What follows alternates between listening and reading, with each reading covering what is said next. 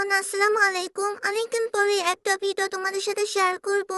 আজকে আমি বানাবো হচ্ছে মাহবুদকা শরবত। আমার ভিতরে মাহবুদ অনেক বেশি, তাই আমি মাহবুদি শরবতটা অনেক পছন্দ করি। এখানে দেখতেই পাচ্ছ, দুধ নিয়ে নিয়েছি। আর এখানে 1 চামচ চিনিও কিন্তু দিয়েছি। তারপরে এখানে আমি 1 হালি তরমুজ নিয়েছি।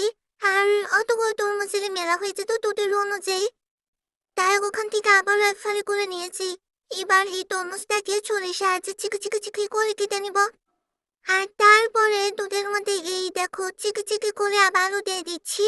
আর এখানে যে বীজগুলো আছে না, এগুলো কিন্তু পরে আমি হাত দিয়ে তুলে ছেঁকে ফেলে দিয়েছি।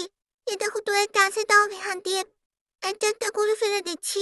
তোমরা কি খেয়াল করেছো, মাহবুদের শরবতে কিন্তু আমি রুয়াফজা দেই নাই। তাতে কি হয়েছে, মাহবুদের শরবতে মাহবুদটাই আসল, তাই না?